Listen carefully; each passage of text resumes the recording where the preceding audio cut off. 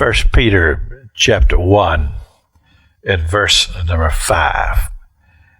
Peter in his writings talks about manifold temptations. But it also says that we can rejoice for a season. As I see the contrast here, that there's times in life when we're going to have rejoicing. And it would seem like that everything is just going along pretty good. Life is good. We're happy. And then something will change. And of course, we have these teachings, and we'll get to that probably tomorrow, about the seasons. But here we find the contrast between being joyful, being lighthearted, being thankful and confident because things seem to be just going very, very well in life. And then the temptation comes, or something comes, and it changes all of that. And then that's when it really comes to who we are in our faith.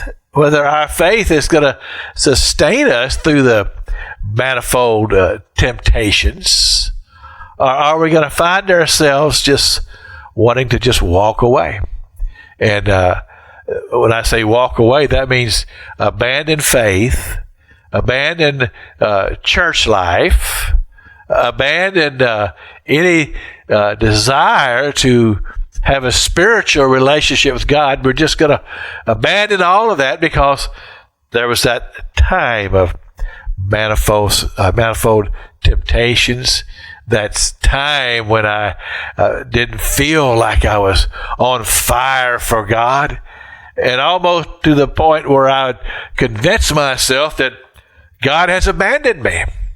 That I'm not even hearing from God anymore. Well, you say, well, Pastor King, have you ever experienced times like that? Well, I wouldn't be honest with you if I didn't tell you the truth. The truth is, yeah, I've had those moments.